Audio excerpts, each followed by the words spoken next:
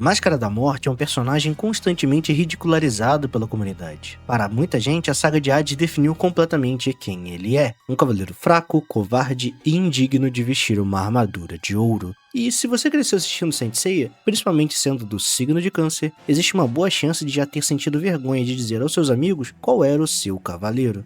Mas, talvez depois desse vídeo, você nunca mais olhe para o Máscara da Morte da mesma forma. Porque por trás de toda sua crueldade existe um personagem muito mais interessante do que parece. Não apenas pelo seu poder em combate, mas principalmente pela ideologia que guia todas as suas ações e que, na minha opinião, é uma das mais mal compreendidas de toda a obra. Eu sou o Damian e hoje vamos entender quem é realmente Máscara da Morte de Câncer. Acho importante que comecemos definindo algo importante. O Máscara da Morte é um servo da justiça. Essa frase por si só causa realmente uma certa estranheza, mas para dentro do contexto de quem é o personagem, ela faz todo o sentido. Se a saga do Santuário é um arco em que o debate a respeito de justiça está extremamente presente, então Máscara da Morte seria, dentre todos os traidores, aquele que mais faz parte desse debate cinzento da moralidade dos personagens. É ele que nos levanta a pergunta: o que é justiça? Sendo então o ponto central do vídeo e que procuraremos responder aqui. Para isso, vamos por partes, entendendo as origens e simbolismos ao redor do personagem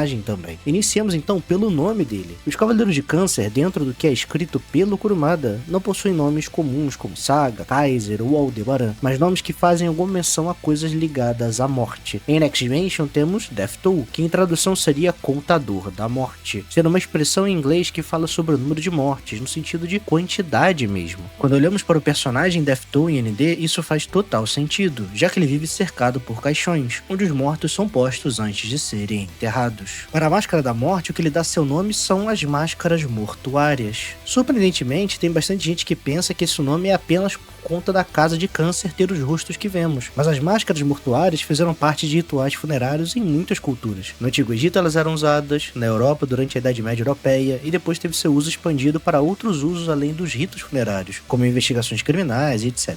São justamente os seus nomes que estabelecem a ligação entre a constelação de Câncer e a morte para nós. Além, é claro, de outros elementos da obra, como o nome do golpe do Cavaleiro de Câncer, que é Seikishiki Meikaiha, onde Seikishiki é o nome do portal que leva as almas para outro mundo na mitologia chinesa. Outro elemento da cultura chinesa que o Kurumada utilizou para transmitir ainda mais a ligação entre a constelação de Câncer e a morte foi o Yomotsu Hirasaka. Esse nome significa Colina da Fonte Amarela, já que na tradição chinesa se acreditava que a entrada para o mundo dos mortos era uma fonte que irradiava luz amarela. Uma outra curiosidade interessante a respeito de Máscara da Morte está em seu local de treinamento. Na Taisen, a enciclopédia oficial de Saint Seiya, é dito que ele treinou na ilha da Sicília, uma região no extremo sul da Itália, e lar de origem dos mafiosos, mas isso não vem ao caso. No entanto, a ilha da Sicília tem um grande problema com os caranguejos. Existe uma espécie chamada de caranguejo azul, que não é natural do mar Mediterrâneo, e que é basicamente uma praga por lá, destruindo plantações e o ecossistema da ilha, principalmente por não ter um predador natural. De uma certa forma, sinto que isso se conecta bem ao personagem do próprio Máscara da Morte, já que ele é alguém que se impõe nas situações para fazer as coisas do seu próprio jeito. Com curiosidades e simbolismos pontuados, vamos então falar um pouco mais sobre quem é o Máscara da Morte. Olha, eu posso até ser um cavaleiro, mas não pretendo trabalhar sem uma recompensa. Eu vou ficar onde é mais vantajoso para mim, só isso. Essa é a primeira frase de Máscara da Morte na atual versão da obra de Saint Seiya, a Final Edition, e ela nos revela muito do que precisamos saber do personagem. O que sempre importou para ele era poder fazer o que quisesse fazer. Essa liberdade para agir como quiser e ser quem quiser é algo que é demonstrado desde cedo na obra. Justamente essa liberdade que baseia todas as suas ações ao longo dos acontecimentos de Saint Seiya. Quando Aioros está fugindo com Athena e ele o encontra, Máscara da Morte diz que se ele receber algo em troca, então o deixaria o Cavaleiro de Sagitário passar. E é quando isso é negado a ele que então usa seu Ondas do Inferno. Ainda em meio a esse conflito, quando encurrala Aioros junto a Afrodite e Shura, é Máscara da Morte quem mais tenta pegar Athena, toma a frente na situação antes de todos, e fica até um tanto desesperado quando Shura corta as cordas da ponte. Essa já é uma ação interessante para definir o personagem, pois aqui o seu desespero não é em nome da fidelidade a Athena. Isso não existia aqui. Máscara da Morte seguia apenas as ordens do Grande Mestre, pois isso lhe traria algum benefício. Manter Athena era interessante para ele, para o Santuário e para o próprio futuro da Guerra Santa contra Hades. Athena sempre foi a chave para vencer as batalhas batalhas. E Máscara da Morte sabia disso. E é essa informação que vocês precisam guardar, pois a recuperarei no futuro. Existe então uma lacuna temporal entre o Máscara da Morte que vemos no episódio 0 e o Máscara da Morte que vemos no mangá clássico. O que mudou daquele personagem pra cá? Nada. Máscara da Morte não passa por uma transformação para ser alguém cruel e mais maldoso com o mundo. Ele sempre teve isso dentro de si, mas foi graças à existência de Saga ou Lemur, como usurpador, que ele pôde fazer o que era mais vantajoso para ele, sem se preocupar com nada. A existência daquele falso grande mestre dava a ele a chance de seguir com toda a glória de um cavaleiro de ouro, gozando do poder, prestígio e status que isso lhe garantia, e ainda assim conseguir fazer o que ele queria sem medir esforços, matar pessoas inocentes, chacinar mulheres e crianças se isso fosse necessário para cumprir uma missão ou qualquer outra ação que ele julgasse necessária. Porém, isso não combina com a conduta de um cavaleiro. Por isso, essas ações e atitudes precisam de um nome, ao qual é então nomeado de Justiça. Quando no início do vídeo eu disse que Máscara da Morte é um guerreiro da justiça, é claro que existe uma provocação nisso, mas ela não deixa de ser uma verdade. Ele acreditava ou pensava acreditar que suas ações eram justas ou justificadas, mas o que fazia era realmente algo em prol da justiça e proteção deste mundo. A justiça de Máscara da Morte é interessante de se analisar, pois acredito que o Kurumada tenha se inspirado em um elemento específico para a condução não apenas do Cavaleiro de Câncer, mas para todo o debate das justiças na fase Santuário, sendo esse elemento a República de Platão. No livro 1 da República nós temos Trasímaco, um filósofo que realmente existiu e que aqui é a personagem principal no desafio ao que é o conceito de justiça. Para ele, a justiça é a conveniência do mais forte. Um governante sempre vai fazer aquilo que lhe trouxer maiores benefícios, sempre vai definir o que é certo ou o que é errado, e por conta da sua posição de força, nesse contexto uma força política, a sua palavra é a própria justiça e lei. Em uma simplificação, podemos resumir isso como a lei do mais forte, ou a justiça do mais forte, onde aquele que tem poder sempre definirá tudo. Então, a força é tudo.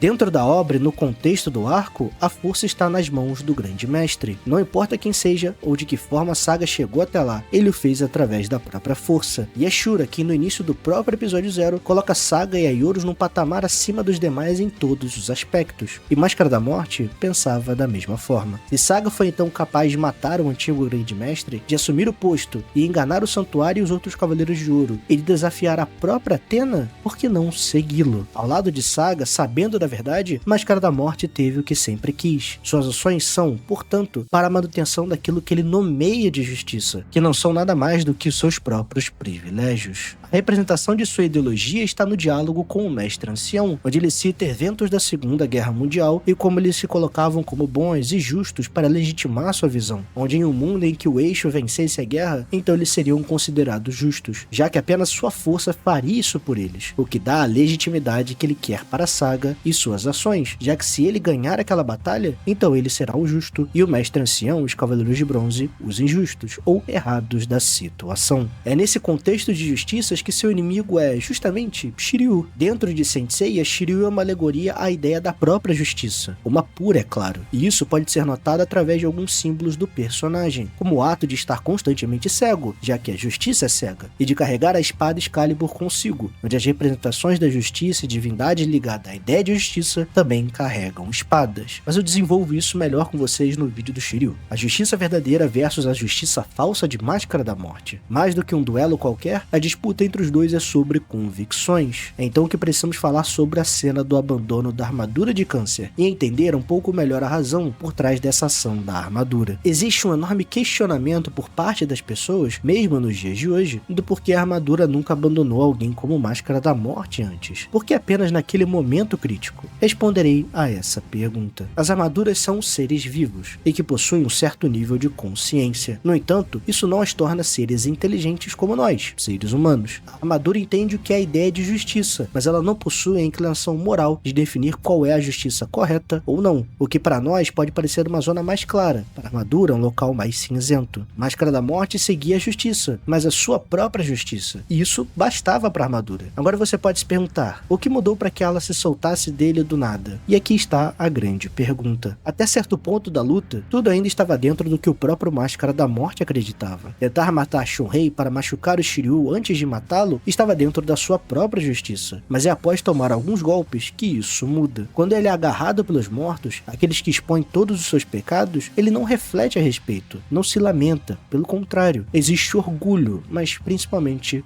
Zer. É naquele momento que Máscara da Morte abandona sua própria mentira de que seguia uma justiça e se entrega ao prazer existente nas suas ações, na maldade que ele próprio tinha dentro de si. Aqueles mortos são mais do que apenas troféus, mas a representação do seu prazer, e matar Shiryu agora já não tinha mais qualquer relação com o grande mestre, a justiça ou qualquer coisa a ver com isso, mas matá-lo apenas lhe traria satisfação. Quando sua maldade aparece de forma cristalina e não disfarçada, a armadura o abandona, e é então que Shiryu, o verdadeiro guerreiro da justiça, aparece para derrotá-lo e dar sua punição final, morte. No entanto, sua história não acaba com a morte, e aqui entramos em uma nova área interessante para comentar a respeito de Máscara da Morte, o seu papel na saga de Hades. Mas antes que eu entre no assunto, aproveita para já deixar um like no vídeo, se inscrever se ainda não for inscrito, usar a opção de hype no seu celular se ela estiver disponível, e também considere tornar-se membro do nosso canal, onde por apenas R$ 13,99 você pode nos ajudar a evoluir e se manter. Muito obrigado aos membros do canal que já fazem parte do nosso santuário. Vocês são verdadeiros cavaleiros. Com avisos e pedidos feitos, vamos voltar ao vídeo. Máscara da Morte e Afrodite ganharam a fama ruim que tem efetivamente durante a saga de Hades. Mais especificamente, foi uma cena do anime, que é uma expansão de uma cena do mangá, vale dizer, que causou isso, com Máscara da Morte e Afrodite correndo para longe do Radamantes, desesperados para não serem mortos. Isso, no entanto, não passa de farsa. Todo o arco de Hades Santuário é baseado na farsa dos Cavaleiros de Ouro para enganar Hades, e ao mesmo tempo, enganar os próprios aliados também. Ambos os lados precisavam acreditar que Saga, Kamo, Shura, Máscara da Morte, Afrodite e Xion eram verdadeiros traidores, para que o plano tivesse legitimidade e não levantasse suspeitas. Afinal, eles estavam sendo vigiados desde o momento em que saíram do Cocyto. É por isso então que a interação deles com o Mu e com o próprio Radamantes ganha um ar mais caricato. O Máscara da Morte, especialmente, vira quase um vilão de desenho, com suas frases de efeito e risadas. Foi a manutenção da farsa dos renegados como pessoas dispostas a tudo pela vida eterna, apenas para fugir da morte, que fez os Cavaleiros de Ouro presentes nas 12 casas irem até o limite para pará-los, e que os espectros e servos de Hades os subestimaram, dando mais garantias para aquele plano que, no fim de tudo, ao menos gerou a ressurreição da armadura de Atena e a ida dos Cavaleiros de Bronze ao castelo de Hades. O papel de Máscara da Morte e Afrodite é, portanto, algo pequeno, humilhante, sem destaque, sem glória, sem brilho. E isso não é algo ruim. Olhem bem para as mortes de cada um dos que vemos nas 12 casas. Saga e Shura morreram pedindo perdão a Atena pelas suas atitudes, onde no momento da morte quiseram buscar a salvação. Camus estava profundamente ligado a Yoga. Ele estava de fora dessa batalha nas 12 casas, mas morreu para passar algo para o seu discípulo. Já a Máscara da Morte e Afrodite morreram com suas próprias convicções. Afrodite morre acreditando na vitória do grande mestre. Sua fé, sua justiça e seus ideais não se abalaram nem mesmo diante do cenário de sua própria morte, pois o poder do mestre era tão absoluto em sua mente que não havia mais jeito daquela batalha ser vencida pelos Cavaleiros de Bronze e por Saori. A vitória de Saga era a vitória da sua justiça. O mesmo, portanto, pode ser dito para a Máscara da Morte. Mesmo que ele não reflexione em nada no momento de sua derrota, ainda assim ele morre de um lado específico daquela guerra. Sem perdão, sem arrependimentos, nada. Seu mestre ainda era Saga. A chance maior de vitória ainda seria com ele. E mesmo em sua própria mentira, estar do lado vencedor seria bom, justo e correto. No entanto, Saga morreu, e é a sua morte que muda as coisas. A partir do momento em que ambos estão no inferno, nós vemos lá no Destiny como suas almas estão sofrendo, como sentem dor por estarem presos no Cocyto. Essa dor da morte se encerra com a proposta de Ker, que assim como Saga e os outros, os dois fingem aceitar. E a pergunta que fica então é, por quê? Mais cedo no vídeo eu falei sobre Máscara da Morte e a justiça do mais forte, e ele não deixou de seguir isso. Ele não deixou de procurar por aquilo que iria trazer benefício próprio, mas também não quer dizer que não tenha mudado. Máscara da Morte esteve ao lado dos renegados na farsa, pois isso serviria para a derrota do próprio Hades. Isso poderia retirá-lo do sofrimento eterno, como aconteceu naquele momento. E particularmente, eu não acredito que o Máscara da Morte, um Cavaleiro de Ouro, e especialmente tão ligado à morte, acreditaria no papo de vida eterna vindo da Ker. Saori, ou melhor, Atena, foi quem venceu seu antigo mestre. Ela é a mais forte. Ela é a mais apta a governar e proteger esse mundo. E o papel do personagem agora é apoiar isso, mas de uma forma diferente. Se antes o que ele mais prezava era pelo seu poder e glória enquanto Cavaleiro de Ouro, agora o personagem se surge e se humilha por um bem maior. Para ele, a glória não poderia acontecer no santuário, ela tinha que estar reservada para outro momento. Redenção de Máscara da Morte é a abstenção de tudo que ele um dia prezou na vida. E é justamente isso que aquela cena com Radamante representa. E até mesmo o combate contra Mu. Porém, ele não se conclui ali, mas no momento em que todas as pontas finais se amarram para os Cavaleiros de Ouro, ou seja, a cena do Muro das Lamentações. Foi depois de se humilhar, de sofrer no inferno, que a armadura de Câncer o aceitou mais uma vez, pois agora a Máscara da Morte lutava não pela sua justiça, mas por uma justiça, ou seja, a justiça de Athena, seja isso em benefício próprio ou não. É justamente pela cena do Muro das Lamentações existir que eu não gosto como alguma outra produção tenta enfiar uma redenção pro personagem. Soul of Gold, pra mim, é quem pior executa isso com toda aquela redenção dele com a Helena, os irmãos dela, a cena da armadura o aceitando, sendo que ela já havia aceitado ele, o menosprezo do Andrés o chamando de Cavaleiro de Ouro mais fraco e etc. Acho que o que faz muitos não aceitarem essa como sendo a redenção do personagem é a ausência de um momento de glória. Mas eu volto a repetir, Máscara da Morte não merecia a glória em Hades Santuário, e o Muro das Lamentações não é uma glória individual, mas dos Cavaleiros de Ouro, de suas histórias, poderes, ideologias, tudo ressoando pela primeira vez em uma só direção, a de Athena. É por isso então que considero Máscara da Morte um dos personagens mais interessantes de Saint Seiya. Ele é o meu Cavaleiro de Câncer favorito da franquia, pois não tenho nenhum problema bobo com ele ser malvado e fazer coisas malvadas. Pelo contrário, é justamente ele poder ser tão diferente que o torna o personagem tematicamente tão interessante. Suas maldades não são apenas ações vazias, mas algo que nos retrata sua ideologia, modo de pensar e justiça. Sendo justiça um tema tão central dentro de Cavaleiros, ignorando o personagem que fala tanto sobre isso por conta de uma interpretação ruim de cena, não me parece uma boa escolha. Existem ainda elementos considerados não canônicos que reforçam a farsa deles. Um é o Xion Responde, onde o Xion nos diz exatamente isso, que Máscara da Morte e Afrodite estavam fazendo parte da farsa, e que talvez tenham levado as coisas a sério demais. Não sabemos, é claro, quem escreveu isso, se foi o próprio Kurumada ou algum editor, mas também podemos supor que interpretações não surgem ao acaso. Da mesma forma, na produção do anime de Hades Santuário, quando Máscara da Morte e Afrodite estão no castelo de Hades, os dois não estão usando mais o cosmo de espectros, mas a força dos Cavaleiros de Ouro, o mesmo elemento que vemos sendo usado com Saga, Camus e Shura, quando estão encarando Shaka. E claro, a cena que mais joga isso na nossa cara, seja em mangá ou em anime, é o Xion falando sobre a farsa dos renegados, e nós vemos Máscara da Morte ali presente como um dos farsantes. Quando o choque das exclamações de Athena ocorre na animação e vemos Xion lamentando tudo o que está acontecendo, ele cita o nome de todos os envolvidos na luta, assim como o nome de Máscara da Morte. E ao meu ver, a definidora de todas as coisas, que também está no mangá, é no Destiny, em que Máscara da Morte está junto de Afrodite e Saga, e eles têm uma página que correm de forma figurativa em direção à estátua de Athena. Se nada disso, além de todo o restante que mostrei no vídeo, convencer você que está aí do outro lado sobre a face dos renegados, em especial do Máscara da Morte, então não sei o que dizer. Esse, então, foi Máscara da Morte de Câncer, o maligno guerreiro da justiça. Por esse vídeo foi isso, meu povo. Espero que tenham gostado e que esse vídeo tenha te apresentado um outro ponto de vista sobre o personagem. Meu intuito aqui não é mudar a opinião de ninguém, apenas mostrar um outro lado das coisas. Então, sinta-se livre para falar e argumentar, mas sempre com respeito e educação. Peço uma última vez pelo seu like, comentário, hype, compartilhamento e para que se torne membro do canal. Vejo vocês na próxima live ou vídeo e valeu!